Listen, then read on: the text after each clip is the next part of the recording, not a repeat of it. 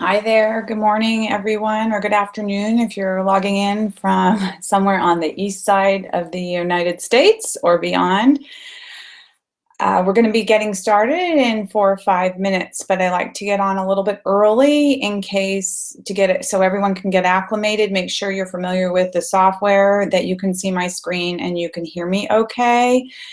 So for those of you that are listening to the recorded version of this webinar, you probably want to fast forward about 5 or 6 minutes. That's when we're really going to get started, and there may be some dead air time.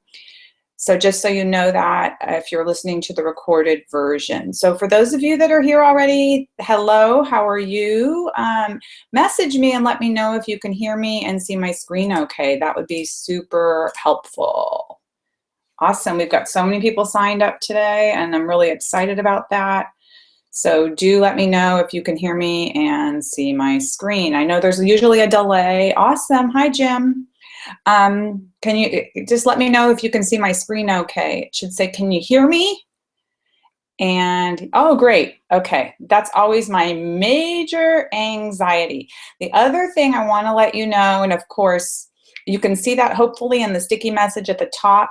Webinar Jam software, while it's great for Google Hangouts and for communicating in a webinar setting, it can be a little hinky. So if you get disconnected, just try and refresh your browser, or if you need to, go back to the original link and log in again.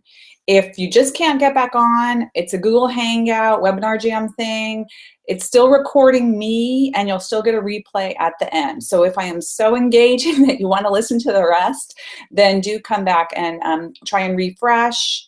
Try and use the link to re-enter the Hangout room, and then in worst case scenario, know that you'll get the link and you can watch it later if you want to. So I'm super excited, and thanks so much to all of you who are giving me all the thumbs up that you can hear me and see my screen. So we're just really going to hang out for the next couple of minutes and wait for some more people to get on the line. If you have not participated in one of my live webinars before, I just want to let you know that I am by myself today, and we have almost 200 people signed up.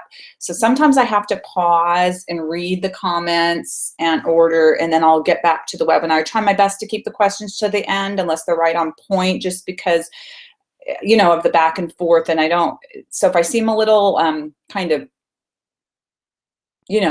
jumpy, like scattered, it's probably because I'm reading the questions and then I'm going to come back to the presentation. So hello to Ray, Liz, Jim, David, Beth, Shafeen. Great to see you guys. Thanks for coming. For the rest of you that are just logging in, we're going to get started in a few minutes. And for those of you, again, who are watching the recorded version, fast forward a few more minutes because we're just in the Google Hangout room waiting to get started. So, and for those of you that are still logging on, I'm just going to repeat a few more times. Please see that message at the right if we do get disconnected.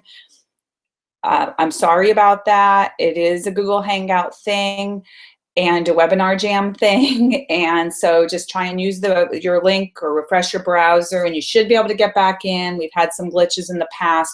Worst case scenario, you will get the replay. So great to see you guys here and have you joining us. Hi, Kelly, Rashonda, David. Awesome. So, and then of course you can message me any questions. So that's working out really, really well. So I'm in San Diego. I don't know if anyone else on the line is in San Diego, but it's like 90 degrees or 85 degrees today, which I cannot believe.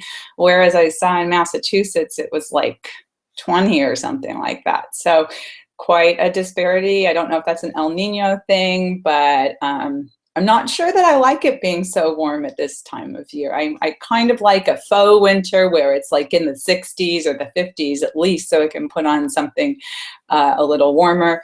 But it is a great opportunity with this kind of weather to always be out with buyers and sellers. You know, we don't have to suffer through meeting client in a day before a snowstorm when they want to be buying food and supplies, I guess, and hunkering down. So it is 10 o'clock, and I am going to get started. I'm just going to repeat, hopefully, one more time for those still getting on the line. If you do get disconnected, just refresh your browser or go back to the original link, or in a worst case scenario, you can watch the replay later. You'll get the link via email in a few hours. So today we're going to talk about top of mind awareness for real estate professionals. And just so you know, the slides are already available to you on slideshare.net/Melissa Zavala. Right here, you can take that down, take a screenshot of that, or write it down. Slideshare.net/Melissa Zavala. Somebody's telling me how lucky I am because it was 1 degree. You must be in East Coast on Sunday. Yes, I am lucky. It was like 1 + 89 here. So slides at slideshare.net/Melissa Zavala. Recording on YouTube later if you must hear my voice again later, or if you miss something, or if you have to leave, or you want to share it with somebody else. Ooh, Chicago, cold. Okay, so you got that. So we're going to talk about smart strategies for staying top of mind. For those of you that are in cold climates, it's a good time to do a lot of this indoor stuff and get all organized with that. So when the spring comes, spring has sprung for you, you will be on top of your game with the things I'm going to go over shortly. So here are the things we're going to talk about today. First, I'm going to review the science behind staying top of mind. And I'm going to give you some simple strategies for helping past and current clients to remember you.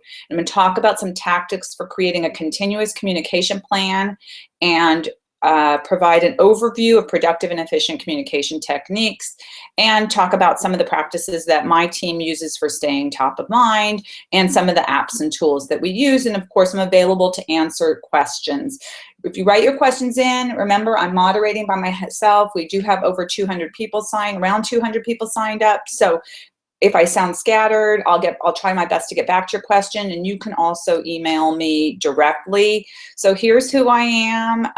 My name is Melissa Zavala. I'm a California, San Diego County real estate broker, and I have written a couple of books, and I'm the creator of something called Essentially Daily Planner for real estate agents. And I think I am working on something new, which is going to be out in the spring, called the Pipeline Planner, which is going to be like a Moleskine style planner, like a bound journal for real estate professionals, but it's going to have a place for you to write down your daily activities and your, new targets, prospects, and also provide some tips and tools for generating more business. So that's going to be launched in the spring. So I know that some of the people on the line are on the Pipeline Planner launch team. It's going to be called the Pipeline Planner.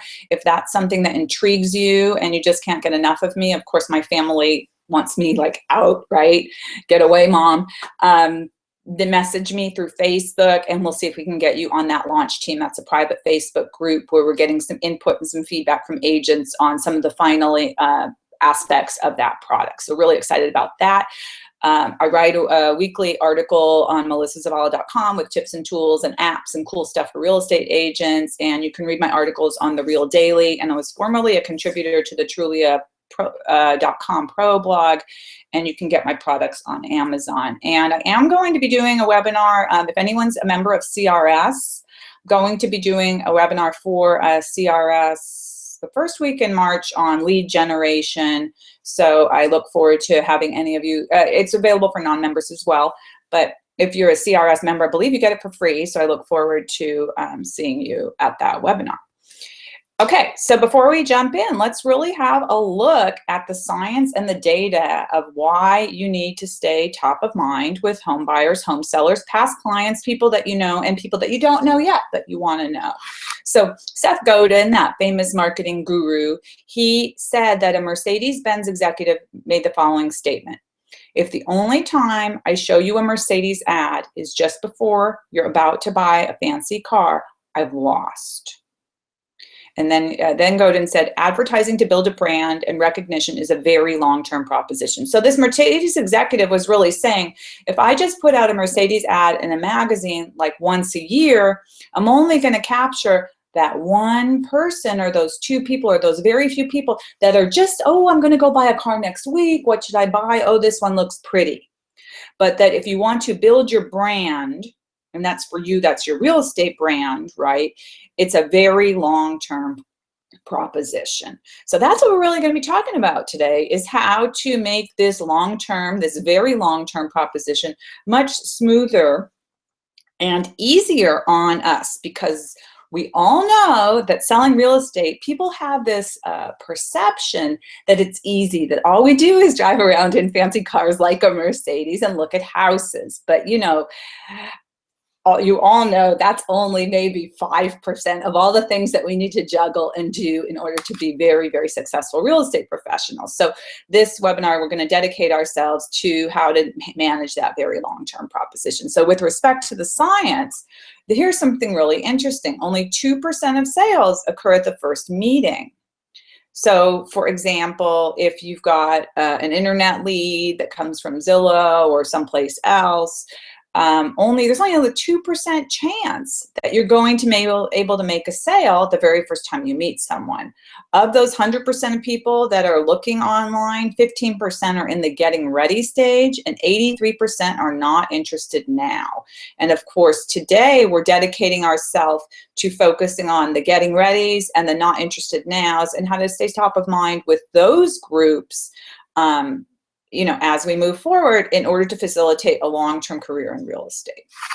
So 80% of sales occur after 5 follow-ups. This is actually really fascinating. See if you can follow me here. I'm going to try my best to explain it. Sometimes it gets a little wacky. So 80% of sales occur after 5 follow-ups. So, however, 44% of sales agents give up after the first no. Remember, 80% of sales occur after 5 follow-ups, yet 44% of agents still give up after the first no. 22% give up after the second no. So now 66% of people have already given up. But remember, 80% of sales occur after the 5th follow-up. 14% give up after the 3rd no, and 12% give up after the 4th no. However, I just told you that 80% of people buy after the 5th follow-up. So what that means is that 92% of sales agents have already given up after 4 follow-ups, which means 8% of agents get 80% of the business. Okay, 8% of agents get 80% of the business. So you've really got to develop this long-term strategy for being part of that 8%, for getting in front of people more than 4 times. And so here's an example of like the average process for buyers and sellers. So allegedly, according to data and statistics from Zillow and Trulia, buyers and sellers need to be nurtured. Sellers generally take 21 months from start to finish of their sales process, and buyers typically take 27 months. So for sellers, 13.1 months is in the phase 1, the pre-research phase, 2.7 months in the active research phase, and 5 months in the selling phase. And for buyers, it's 14 months in the pre-research, 6.6 months in the active research, and 4.1 months in the buying part. So you, in this section right here, that's when they need to receive relevant content from you. And then when you move in, when they're in the active research phase up through the buying selling, that's when you need to be providing a value proposition to get them to the sale. So where are they in the process? So the other day, one of the agents on my team, he met some clients out at one of his listings. They loved the listing. He hooked them up with his preferred lender. They were a Zillow lead, and they wanted to buy it and everything. And then he was copied, and you know, here's what we need in order to get you pre-qual. And it turns out they do qualify to buy this property. However, guess what? They don't have the savings for the down payment. They're getting married in a few months, so maybe they're going to have their down payment in 4 or 5 months. So they're not in the buying phase yet. They're in the active research phase. They met that agent at the property, so that's active research. So obviously that's a frustration that we agents have all the time, is meeting people that aren't yet qualified. But now at least he's cemented a relationship, and he can use a value proposition moving forward to make sure that when they've got their money saved after their wedding, they will buy. So they're in the active research phase. So knowing that another chart that I saw that came through Commissions Inc., I'm not sure if you're familiar with that product, said that most people that use the internet are not going to be buying for 12 to 24 months. So that kind of lines up with what's over here. So we're going to go over 6 strategies for staying top of mind. And the first one is to swing and keep on swinging. And I will be using today more sports metaphors than I usually do.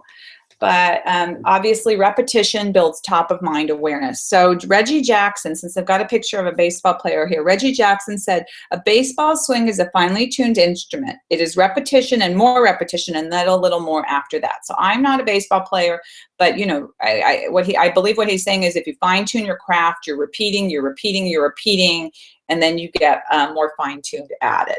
And it takes a minimum of 20 impressions in order to create a top-of-mind awareness. A long time ago, I heard, probably, I don't know, like about 20 years ago, I was watching Dateline or 60 Minutes or one of those shows, and my elder son was a toddler, and they were talking about how you can get your children to eat things that they don't usually want to eat. So that, you know, broccoli, spinach, things like that. And what they were saying was that you need to put that thing on the plate a minimum of 11 times. So once that you hit that, so I started to say that rule of 11 really applied to a lot of things. If you don't repeat something a minimum of 11 times, it doesn't become a habit or a ritual. So so statistics show that in marketing, you need to repeat a minimum of 20 times. And this is not anything new. In something like 1885, there's this guy named Thomas Smith who wrote this book called Successful Advertising. Okay, like, what is that, 140 years ago? And he said, the first time people look at any given ad, they don't even see it. So when you're looking through a magazine and there's an ad, you don't even see it. So that's where we come back to that Mercedes ad. If you're only putting it up once, you're only going to hit that 2% that's going to buy right then. The second time, they don't notice it. The third time, they're aware it's there. The fourth time, they have a fleeting sense that they've seen it somewhere before. The fifth time, they actually read the ad. And this is going to apply to what we're going to talk about in a little while, which is direct marketing, e-newsletters, drip campaigns, and things like that. The sixth time, they thumb their nose at it. The seventh time, they starting to get a little irritated. The eighth time, they think, oh, here's that ad again. Okay, and then the ninth time, they start to wonder if they're missing out on something. So and it goes through, and it says the 20th time the prospect sees the ad, they finally might decide to buy what's being offered. So you've got to develop this plan that includes a minimum of 20 impressions. So the best way to do that is to just be super, super regimented. And you want to make those impressions count. So that means quality, and we're going to talk about quality content in just a second. So ask yourself, how is your messaging different? And why should your prospects pay attention to you? So when I talk about different messaging, I don't know about you, but I get a lot of email drip campaigns and automated newsletters in my inbox every morning. Easily 30 to 50 pieces of email that I delete without reading. What I noticed is there is a group of lenders or loan officers that must all subscribe to the same email drip campaign, which is automated. And so the subject line says something like your me newsletter or something like that. And so on the same day and it's about once a week, I'm getting like 5 or 7 of these me newsletters from 5 or 7 different lenders. So I don't even open it. That is not different messaging to me. So your messaging needs to be different when you're working with buyers and sellers, because you want people to open your message or read your message. And of course, you've got to send out a lot of them, a minimum of 20. But if it's going through the mail, you've got to think, how is your messaging different? And if it's going through email where, it's eyeball delete without even, click trash can without even touching it, really, you've got to be very, very crafty. And why should your prospects pay attention to you? So you need to think about that. So one way to be successful at creating that top of mind awareness that you need is with nurturing and inspiring content. So you're going to want to provide informative educational content which builds the relationship. And it needs to be unique, insightful, and entertaining. So that newsletter to me is not unique, insightful, or entertaining. It's just a repetition, and I know it's not creative and it's not unique because I'm getting it from so many different people. Now, not everybody likes to create content, so that's where you're going to have to be crafty, because if you don't like creating content and you prefer to be out in the field buying and selling, you may have to partner up or figure out, how am I going to create this unique, insightful content when I'm not doing it myself? You know, how much money am I going to spend? Who's going to help me with that? Or you can devote a week of the year just to getting the whole year organized and then just be done with it. And so it needs to be unique, insightful, and entertaining. And you want to pay attention to your timing. So timing means a lot. So for example, with anything that comes through email, what time of day is the best for putting out that content via email? When are most people reading?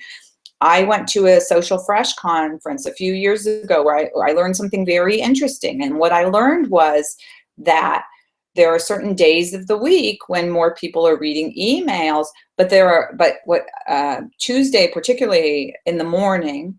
However, less people will read your email on the weekend, but you have more likelihood that your emails will be opened.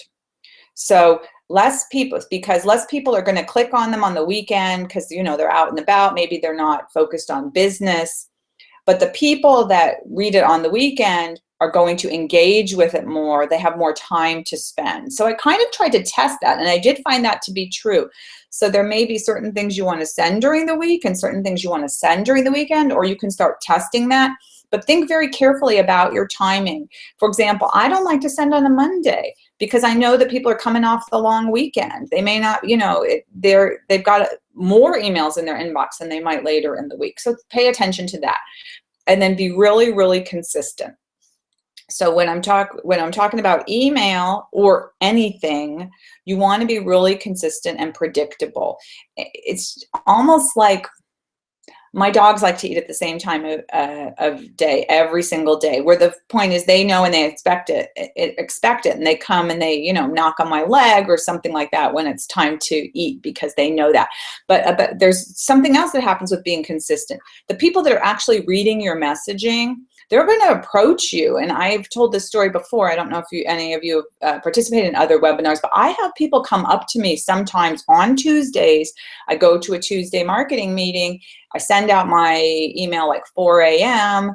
Then I go to the meeting like 9, and people are saying, Melissa, I didn't see your e-newsletter today. And I'm like, oh my gosh, did it not go out? And then it turns out, it did go out, and maybe they deleted it. But these are people that know how consistent I am, and so they're expecting it in their inbox. So they're watching me. But consistency and that ability to self-control also says something about your ability to be the consummate professional. So once you set up a good regimented plan, particularly for email, you want to be consistent with it. And if you're doing other non-email things that we're going to talk about later, posting on social media sites, mailing out cards and letters, you're going to you'll also want to pay attention to your timing, be consistent with your plan, and be unique, insightful, and entertaining as well, especially if you want to get that stuff touched. So when you're in that phase, if we go back to that chart, when they're not in the active buying and selling phase yet, you definitely want your messaging to be about offering benefits and not features. So remember, for people that you already know, depending on how well you know them, they may or may not use your services again. Have you ever been to the grocery store and people that you know have said to you, are you still in the real estate business? That's happened to me. And I was like, oh, that still was like a knife to the heart. So then I had to go back and evaluate, why does this individual not know that I am still in the real estate business? What have I done wrong? And that goes back to that very old statistic from the National Association of Realtors that it says like 86% of people said they would use their realtor again, but then only 11% actually did, and it's because real estate professionals don't follow up enough. So that's all about that. But so when you're going back to these people, either people that you know or people that you don't, they're thinking, what's in it for me? Why should I use? You might think that they're your best friend, but for most of them, unless they are your best friend, they're going to be looking at what's in it for me. Why should I use Melissa's services? So I need to think, what can I offer that my target market wants? And so what items of value can I provide to that target market to maintain that top of mind awareness, to get them engaged with me so that they don't forget who I am? So my expertise is a feature, not a benefit. So when I am trying to create that relationship, when I am trying to get those people all the way to that active buying and selling phase, I'm really, really focused on giving them all of the information that they want. So they see me as this, having all of this value. And once I get them to sit down, maybe to a listing appointment or start looking at homes, then I can talk about my expertise. Oh yes, I have a lot of expertise with 1031 exchanges, with investors, with pre-foreclosures, whatever that expertise is. But sending out a lot of materials that talk about how I'm the #1 agent in this area, or I'm fluent in 77 languages or whatever, that expertise is a feature that may be helpful later, but at the beginning, it's not what the prospects are looking for. So to create that top of mind awareness with buyer and seller prospects, you really need to focus on what's in it for them, what you can offer them now that they want. So usually they're looking to save money, right? So why is anyone listed as a for sale by owner? The list is a for sale by owner because they don't want to, they don't want to pay a real estate professional. They think it's easy, ha, ha, ha, right? So that's kind of, where they're at. But, what was really interesting is I saw a report, I believe it came from the NAR member profile or some profile, that said that the average seller that does not sell, that sells as for sale by owner, loses like about $46,000. They could have made $46,000 more if they would have sold with a real estate professional. And of course, of that is your commission, but they still might walk away with $20,000 more in their pocket because they used you. So, that's a big benefit that you could market. Money earned. So this was a big one that we did several years ago. A lot of advertising around how much money banks would pay in short sales. So like the HAFA program, it's paid up to $10,000. Citibank and Chase about 5 years ago were paying up to $30,000 to sellers that participated in a short sale. So think about the money, ways that they can earn money. People are always looking to earn money. Time savings. A lot of people really do not want to deal with the drama of buying and selling. They want someone to cut through all the chaos for them and save them time and just bring them to the bottom line. Particularly your high D, dominant or decisive buyers and sellers, they just want the answer right away. They love that time savings. And a lot of sellers want increased visibility. So these are things you're going to want to market to when you're trying to stay in front of people. Speak to these things. Increased visibility. What kind of increased visibility can you provide to a seller through your services, through your advertising? What can you do that's different than other agents that will increase their visibility? Do you show up on page 1 of Google? Do you do really cool YouTube ads? All of that kind of stuff. And then convenience. I saw a review provided to one of our agents by a very lovely woman who said, oh my gosh, she really loved the convenience and how the agent just made everything seem so easy and efficient. And she knew that it was totally not an easy and efficient transaction. So having the convenience of having that knowledge. So these are the things that buyers and sellers like. And so as you're working to develop top of mind awareness, these are the things you're going to want to speak to in your messaging. Immediacy. People love, especially now, they love that with text messaging you and they want to text back right away. They want the answers right away. So people really love that immediacy. And customization. If you tell anybody that you're going to do something custom for them, they're all over it. That is like the best, being custom and being exclusive. So The next thing is you want to have that all part of your messaging. Remember, it's not about you, it's about them, and creating that relationship through the top of mind awareness. So going back to what Seth Godin talks about with that Mercedes ad, just showing it there. But what can Mercedes do to get in front of you right away? What kind of items of value can they provide to people that are interested in their services? They can provide reports on why their car gets better gas mileage, is more efficient, is more luxurious, is exclusive, all of those things we just discussed. So, but in real estate, these are the kind of items of value that buyers and sellers might be looking for. One of the ones that we used a while ago, which I thought was really great, is we got all of these books from the San Diego District Attorney's Office about mortgage fraud and real estate fraud, and we sent them out. And we didn't even pay for the item of value. We just paid for the mailing and the card that went with it. So what we were doing was we were sending, the messaging was, we're totally ethical and above board, and we want you to know more about real estate fraud and mortgage fraud so that you don't become a victim. If you want a good lender, if you have any questions about what that might mean, please reach out to us and let us know. So we kind of, by providing like public awareness information, we were kind of lifting our credibility and creating embedded trust, which went a long way with regard to staying top of mind with those clients. And market reports, really, really great if you got sellers, lists of foreclosures, those are hot with investors, free photos, free videos, different items of value. But so number 4 is that you need to, in order to stay top of mind, you need to proactively respond to needs. And here's something interesting. The suggestion is that you respond to needs before they become needs. How the heck do you do that if you don't have a crystal ball? Well, that's easy. If you're using a product, like maybe some of you are using CoreFact or some other postcard system, or some other system like a lead page or a landing page, then you know that someone may be thinking of selling their home because they're putting in their address to check their home value. Well, you can respond to that need before it becomes an actual need, before they become that, group that's ready to go, by delivering a market report, by putting them on a seller campaign, and then you're responding to the need before it becomes an actual today immediate need. And you want to segment and target your audience with relevant messaging. So you proactively respond to needs. You can only do that if you're dividing your messages into different groups. So first-time home buyers are going to have a very different need than a seller of a $500,000 home. So your audience is going to be different, and so your message needs to be different.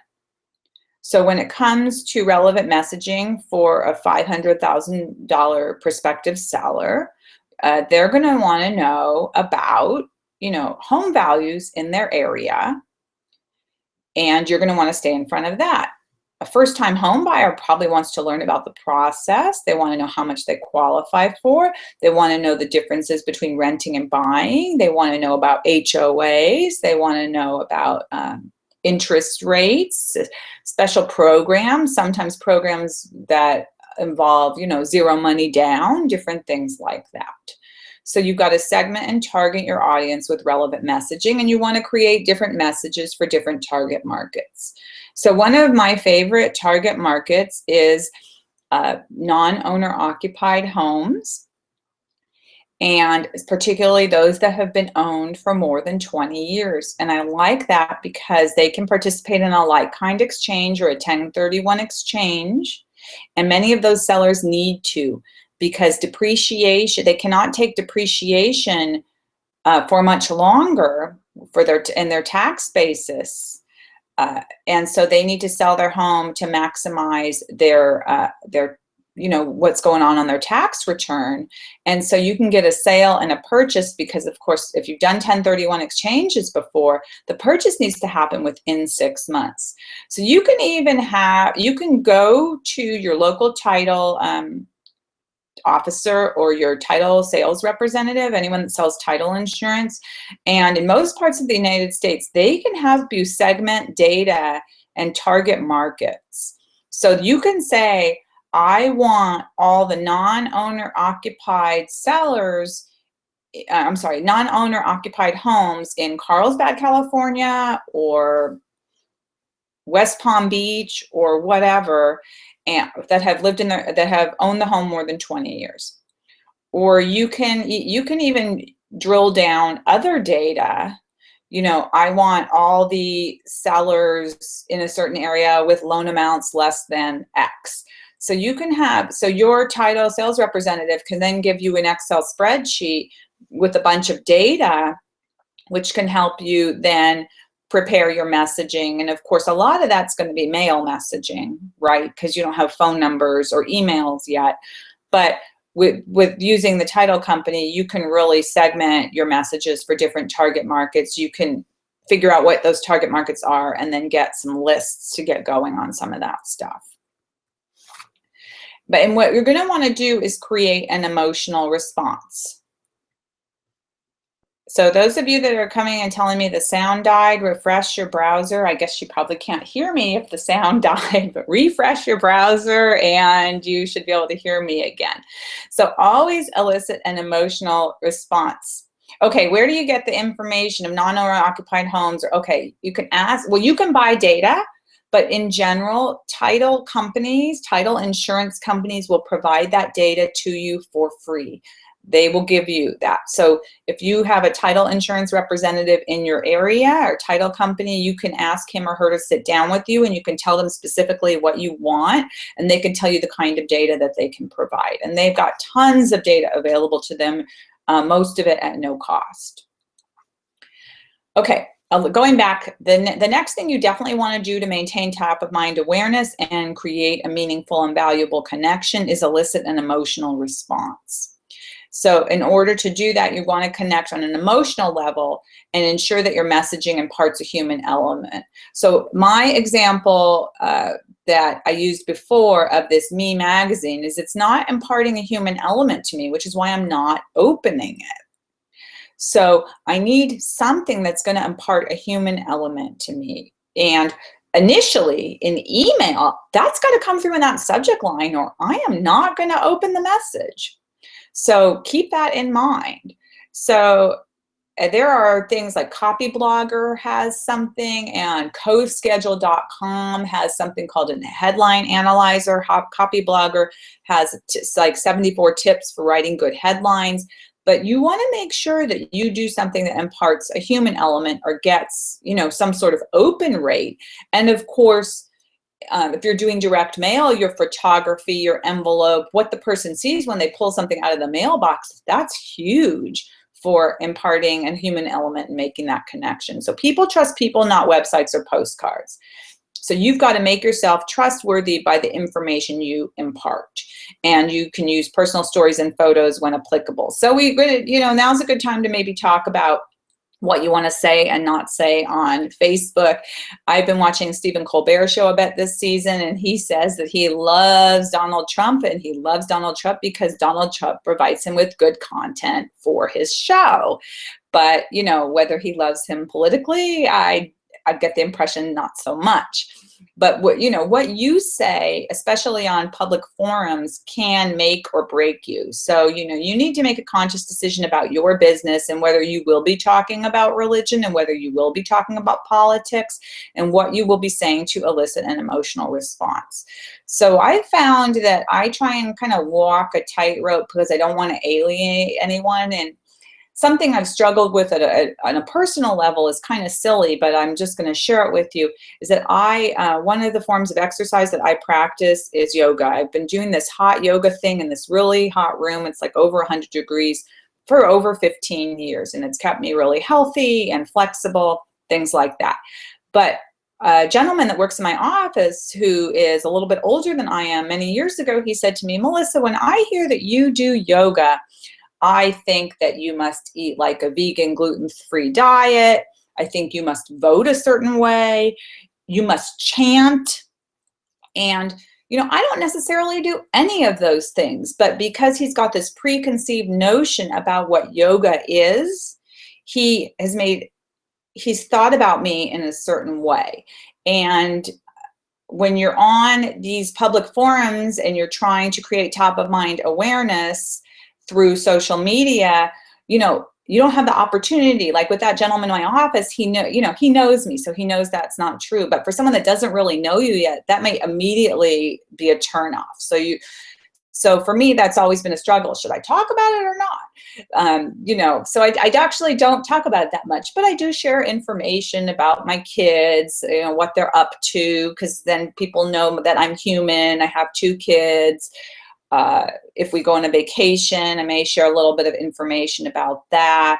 Most recently in an e-newsletter put up there. We had, if anyone's in Southern California, we had this huge windstorm a few weeks ago. I have never seen anything like it. I swear I thought the roof was going to blow off my house. And we had a lot of fencing come down in that windstorm. So shared some pictures, wrote an article about how good fences make good neighbors, and sent that out. But shared some personal pictures of my own fence and got some good response on that. So just thinking about creative ways to share personal stories and photos when applicable. Another idea was when we went water skiing, share some pictures of, you know, us taking some risks, doing some water skiing, and just saying, oh, we'll take risks with your, you know, for our clients as well. So tying it into real estate. So that imparts a bit of a human element that people really like and sends a much more powerful message because it creates that social connection versus sending out those automated things that, you know, more easily get deleted from the inbox. And then, of course, you'll want to echo that message across multiple channels. So you want to integrate diverse social media, you know, Twitter, LinkedIn, YouTube, Facebook, whatever you like. But another thing that you can do is join and get others to join the conversation. So you want to interact with others. So you could join, for example, if you like cars, and there's a car club in your community, San Diego, and they have a Facebook group, you should join. You don't have to go to meetings or anything like that, but you should join the Facebook group. You should start by liking other people's posts, and then you should start to engage. And then people will get to know your name, and then maybe they'll see your face. And then maybe you can go to a car club meeting, and then guess what? Now you've created this top of mind awareness with the car club, a whole bunch of new prospective leads for you. So Facebook and other those kinds of groups, other groups would be a great place to start echoing your message across multiple channels. And then focus on positive messages about your services. But you've got to really be very, very artful. If you stand like a billboard and just scream, use my services, use my services, use my services, people are going to shut you out. But you have to use the 80-20 rule and share a lot of other stuff and balance it with real estate, or be kind of crafty in what you're saying with real estate in order to stay top of mind, but not in a way that offends, but a way that engages. And you'll want to grow organically and virally. And of course, you'll want to cross promote. So what I mean by that is if you have an article on your blog, then you'll want to link to it on your Facebook page and your Twitter page and maybe in your LinkedIn account so that people see you in multiple places. And this is interesting, but social sharing buttons, if you've got a blog, will increase your click-through rates by 150%. You can also add them on your e-newsletters, and people can share your content. So you want to promote your channels on other channels. And then we want to definitely use productive and efficient communication techniques. So what I mean by that is not only you want to work on your business and in your business, and we talked a little bit at the beginning about kind of the stereotypical real estate professional is just driving a fancy car and looking at houses. But the truth is that to be an excellent real estate professional that does not see peaks and valleys in your income, in your closings, you need to work on your business all the time. It's like a hamster wheel. You just need to run and run and run and run and run. Now, for me, what that means is that Friday is my dedicated day to getting organized for the following week with my advertising, with my social media posting, with my blogging. Of course, I do a lot of stuff for the real estate community. That also means planning, making sure my webinar invitations are up, that I've got that posting my invites, you know, getting all that stuff done. For you, that might mean preparing your direct mail campaign for the following week, or preparing all your social media posts. Whatever that means for you, But allocate a lot of time to that, because if you get swamped with going to the home inspections and dealing with the drama, then you're going to see kind of a valley in your business because you haven't had time to work on it. So remember, going back again to that Mercedes ad, you can't just put it up once. You've got to put it up 20 or 30 or 40 times before you see that result. So you've got to develop a regimented routine for that, and don't break that routine unless it's an emergency. And to me, a showing or a listing appointment is not an emergency. So specifically in my situation where I work from home on Fridays to do my stuff, if someone says, oh, unless it's like a family emergency, I'm not going to be scheduling showings or listing appointments for Fridays. So what I'm going to say, if I have to do it Friday, I'm going to say I need to do it at 2 because I've got an appointment earlier in the day. Because once you have to make this regimented routine become a habit. And in order to do that, you can't break it unless it's a real emergency. And then, of course, I need to work until I complete a task. I'm not going to stop just because it's 4 o'clock. If my goal for the day was to get my social media posting done for the following week, or to finish an ad, or to write a blog post, or to, prepare my direct mail postcards for my 2 new listings, I'm not going to stop just because it's 4:30 and it's margarita or martini time. I'm going to stop when I'm done, because this is the kind of stuff that once you get into bad habits, they're just going to perpetuate themselves.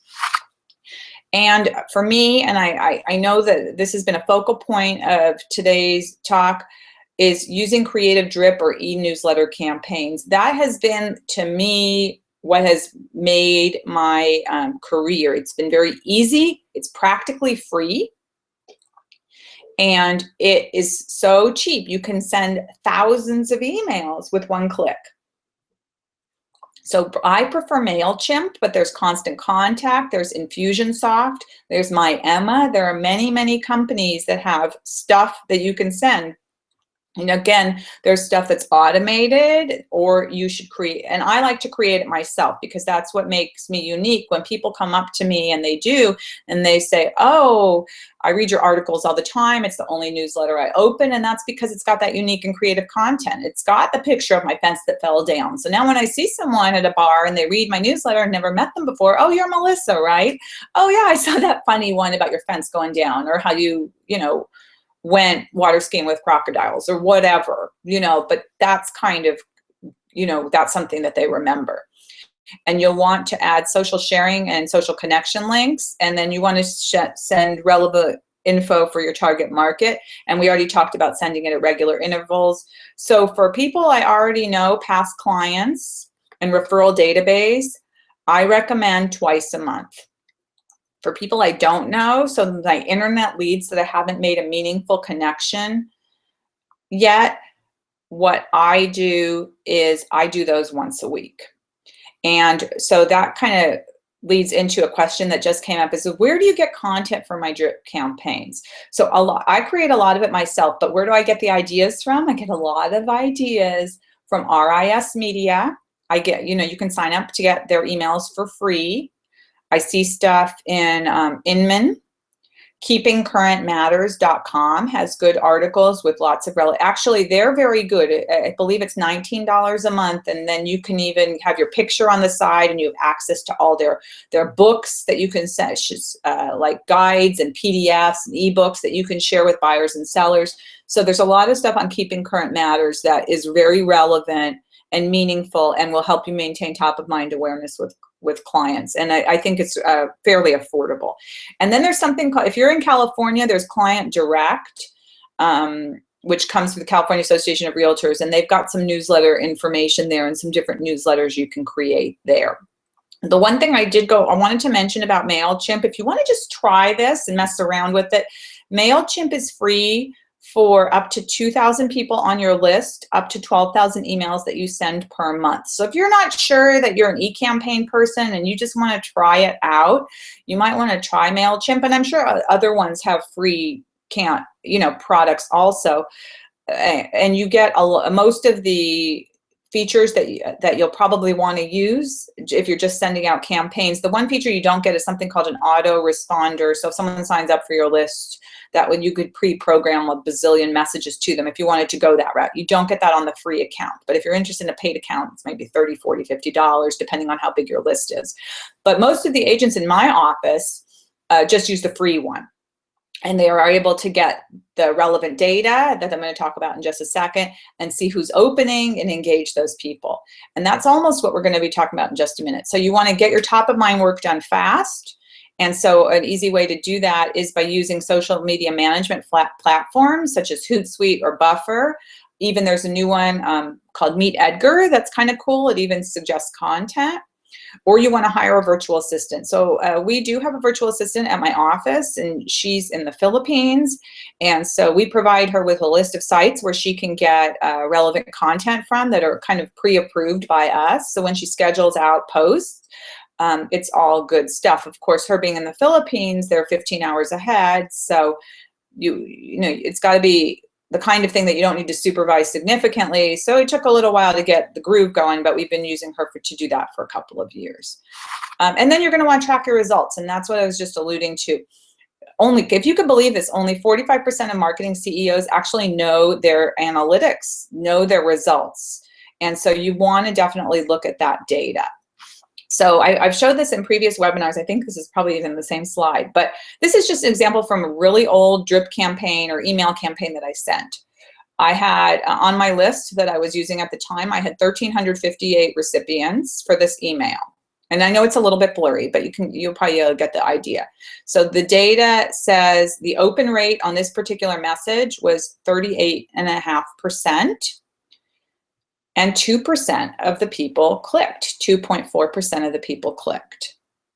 And then it says that on my list average, my open rate was 39.8, and the industry average for real estate was 18%. So obviously I'm sending really relevant content because I'm about 20% above the industry average.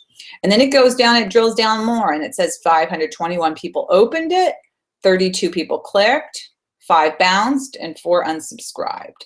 And then when I look over here, I can see the best time of day. So it looks like for me, I sent this out at 5 a.m. and it looks like at about 7 a.m. I had the most opens with about between 90 and 100 opens. And there's another interesting feature which I didn't show on this screen, but I was looking at it the other day. You can actually see how many times a single person opened the message. So I was looking at one of my e-newsletters and I saw that one single person opened the same email 21 times. Okay, I think that's really interesting. And also it sends me a message that they're really engaged with my newsletter. So I better be reaching out to them and trying to convert them into a buyer or a seller, right? Because they're super engaged with me. So you got to really look at that data because it could reveal some really interesting stuff that could help you to cement new transactions, right? New clients in your pipeline. So top of mind awareness requires more than just the internet. Now, we've totally focused on the internet for the last 45 minutes or so, but I want to talk about kind of traditional stuff, which is that you need to have a list of your top 50 favorite people. These are people that really, if someone asks them, who would you use for real estate? The first thing they say is, I would use Melissa above anybody else, or David, or Stefani, or Beta, or anyone else on the call. You want to think, who are these people? Is it your mother? Is it your brother? Is it your cousin? Is it your neighbor? Who is it? And you want to schmooze them to death. Okay, so you want to be calling those people regularly. You want to be maybe giving them token gifts, what Brian Buffini calls them Popeyes, token gifts, little holiday gift, a house plant, whatever, sending them personal notes for their birthdays or periodically. And then when they give you a referral, why don't you send them a Starbucks card or some other gift card? Or, if you know that they like something special, or take them out for a beer or whatever works for that individual. And they need to be on a special drip campaign that is just dedicated to that target market. And of course, you'll want to be connected with them on social media. So you need to have this on lock because this is huge. And if you have a good CRM and you note all of your transaction closings for the year and you write the lead source, you kind of evaluate that, then you'll see if you have some patterns, maybe some patterns you haven't thought of before that are kind of undiscovered. So make that list and stay top of mind with those people. And then your second group is your referral partners. So when I'm saying my referral partners, I'm talking about title representatives, lenders, attorneys, accountants, anybody in the industry or in a peripheral industry that is going to refer me business. So my husband, some of you may know, sells a lot of real estate. He also is a car aficionado like nobody's business. So his referral partners are like his auto body guy and his mechanic that he uses.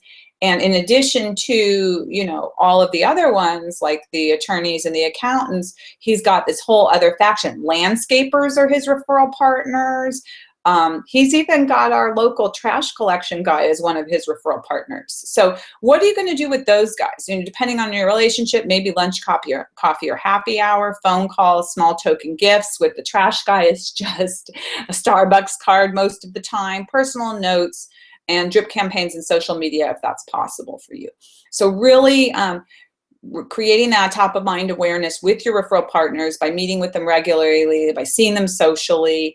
And I did get an email earlier this week from an agent that's new to an area, and he wants to develop that referral partner business, but he's struggling with that. And what I thought was a really good idea, I'd heard about it before, is to create your own little meetup group in your community. You know, create a group, you know, business group. And if you're hot, if you like Facebook, it could be a Facebook mastermind group for business. So how you can get together with a bunch of other business professionals, entrepreneurs, or whatever, create a meetup in your area through meetup.com, invite a bunch of people, and then, you know, the first few you'll lead them. Maybe they can be at your office or at a restaurant or wherever you coordinate to have them. And then once it gets going, you can have different people doing presentations every time. And suddenly you have this connected group of referral partners from a lot of different businesses. So if you're new to an area, you're going to have to be crafty that way. Going back to the question about the results data, that results data would be that the example I showed was from MailChimp. But if you've got Google Analytics on your website, it would look something like that. So depending on what kind of service you're looking for, CoreFact, or if you're using a postcard company that sends out, it will show you how many they sent and, you know, who clicked on the website, things like that. But just make sure that whatever you're doing with regard to results data, the data is available to you. So if you're paying for something, your question is there a way to look at my results, my analytics, my clicks, you know, to see how the interactivity is on what you're paying for. And a long time ago, we would only send a postcard and we wouldn't know who interacted with it. But now the postcards are more interactive. They say, go to my website and you can get, you know, a market report, things like that. So you'll want to see that data. And then this is a harder nut to crack, and we are kind of winding down, but the geographic farm is a really somewhere that you want to create top of mind awareness, but it's a little more difficult because a lot of those people you don't know already. So the best way to do that is through starting with an event or hosting some events. So an agent that I know did a spectacular job last year with a doggy block party, and she invited a trainer and someone had an agility course, and everyone came to this block party bringing their dogs, and so it created this immediate connection because everybody loves bringing their pets out. And then another agent I know did something at the local park in the HOA where he had a rock climbing wall and the ice cream man, and he had it co-sponsored with lenders and escrow companies. And one of the things they did is they also had a table where people could do like an identity. It's like a card that you could create, and I forgot the name of it, but it would put a lock of your kid's hair. It was like a DNA thing, and God forbid, hopefully you never have to use that again.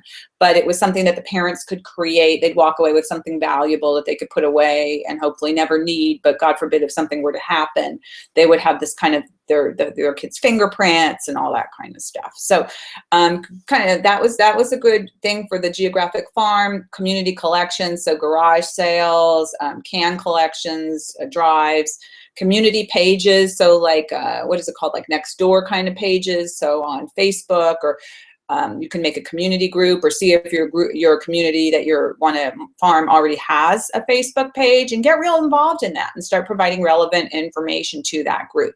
send postcards, letters, and then when you capture their information, you can start doing drip campaigns. So it's a lot of what, but that's going to be a harder nut to crack. And so you're going to have to be very, very repetitive with the geographic farm. So here's some tools that will help you succeed. I kind of mentioned before, but you need a CRM or some other tracking tool. If you use Gmail in Chrome, you might want to check out Streak.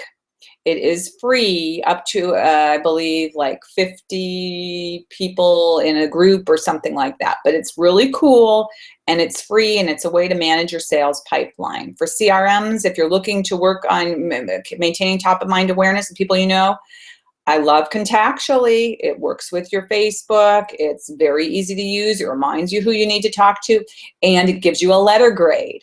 So if you've got a C or a D, it really kind of reminds you when you log in. If it says you've got a D, then it's telling you you've got some work to do. So you can start working through the process. So Contactually, if you're kind of struggling to maintain top of mind awareness and you're willing to invest in Contactually, I believe they give you 30 or 60 days for free to get it all set up. It's very easy to use, and it will remind you to call people. And so if you want that reminder and you don't want to spend the money for an accountability coach, Contactually may be something you want to check out. You'll want a social media management platform because you want to schedule your social media in advance. You want to prepare some drip campaigns, and the company I mentioned, of course, MailChimp, My Emma, Constant Contact, Infusionsoft, all companies that have stuff like that. Market reports. RPR, we all get RPR for free, NARRPR.com through the National Association of Realtors. I also like Cloud CMA, not free, but interacts with a lot of MLSs, very easy to use, makes beautiful reports. And then I mentioned Keeping Current Matters. They have some nice market reports. There are other tips, tools, and books on NAR. You can join Facebook groups. There are all sorts of ways that you can succeed with your top of mind awareness. So for those of you on the East Coast that are telling me it's 1 degree or 2 degrees or whatever, this is a great time to get organized with this stuff. Okay, if people aren't out wanting to buy and sell today, this is a time for you to sit back and get organized. For those of you that are with me in San Diego, you're just going to have to allocate your time like I allocate my Fridays. So here's some simple tips to remember. The goal is to stay top of mind to get people to hire you and refer you to someone you know. So customize your follow-up for each segment or target market and stick with it. And that's the hardest part for most agents, is sticking with it. You get motivated in January, it's like that diet, which, by the way, I didn't do very well in January on that, but you definitely want to stick with it. So set up your calendar, set up your schedule, and stick with your plan. And if you're going to do the e-campaigns, you want to connect emotionally, you want to track results, and you want to get personal. I'm reading a note. Ginny, I don't understand your note. Message me again. Top time management tips. Work on your business at regular intervals and outsource or leverage productivity apps and platforms. So you want to leverage the tools that are going to help you be successful. So you don't need to reinvent the wheel. There's lots of tips out there. Allocate a budget. Figure out what's going to work best for you, and that'll be really, really helpful. And I think Liz is asking me to spell Contactually. Right? So it's CONTACTUALLY. So contactually.com. So just as a recap, because we're totally in the wind down, we're going to swing and don't stop swinging. It's like baseball. Just keep on swinging even after the 3 strikes. Provide the value that people are looking for. So you need to figure out how you're unique. Do not call me on the phone and tell me that you are honest and professional and trustworthy, because everybody says that. But think about how you are unique and what unique value you can provide. And you want to proactively respond to needs. So you need to watch your data and respond. So if you're using, I mentioned CoreFact before, so if you're using CoreFact, or if you're using bold leads or home value leads, and you get a click and someone wants their home value and you know their address, you need to proactively respond, get them on a list, start mailing them stuff so that when they're ready, you're there. Echo your message across multiple channels. So take one message and you can put it everywhere. So if you write a blog post and you're going to advertise it on Facebook, LinkedIn, Twitter, wherever, you can also create it as a little article and mail it out. You don't need to create 50 things. You create the same thing and just use it in multiple ways. And then set in place a regimented success system to work on your business. And the battle that I struggle with most of the agents that I work with is that they want me to be their accountability partner. And to be perfectly honest, you're all grown-ups. You need to be accountable for yourself. So you need to figure out a system that's going to work for you to work on your business. So don't just be like you've got one deal in the pipe, you're working to get your one listing, you've got your one listing, now you're finding the buyer, and like 2 days before it closes, now you're gonna start working on your next thing. If you want to have great income in real estate and a business that just keeps on building and building, you've got to do more than that.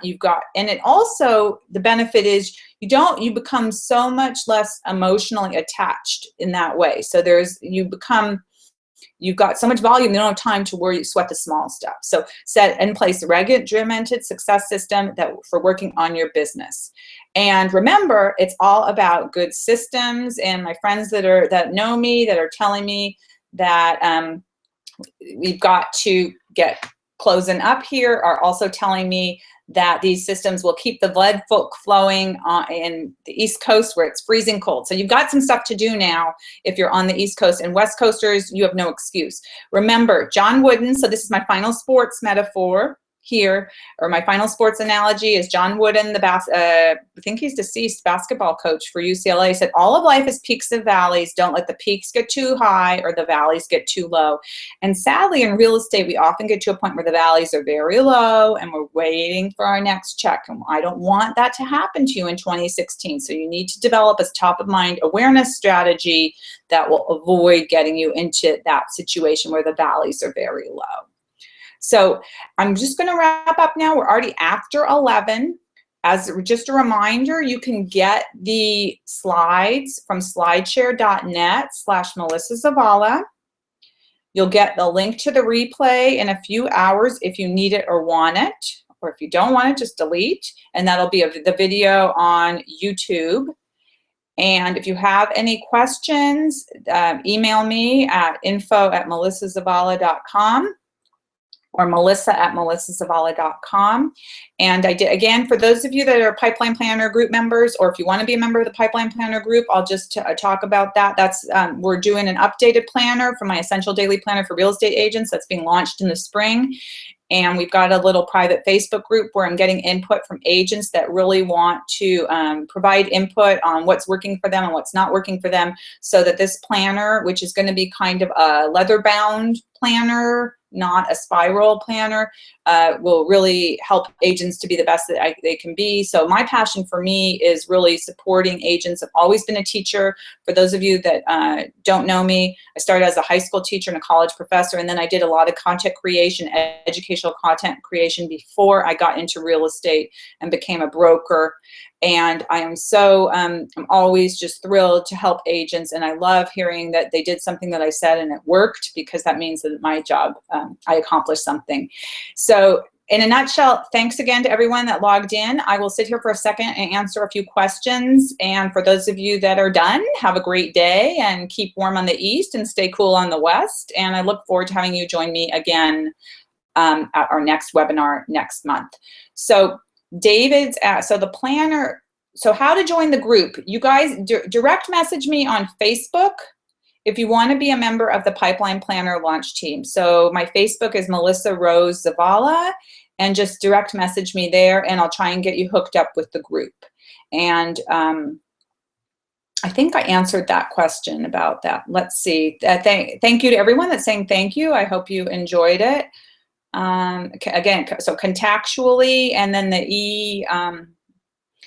you said Streak, S-T-R-E-A-K was the other CRM I mentioned. And then of course, MailChimp, Infusionsoft, MyEmma, Constant Contact were the products that I mentioned. Keeping Current Matters, somebody's asking me about that. KeepingCurrentMatters.com, really great product.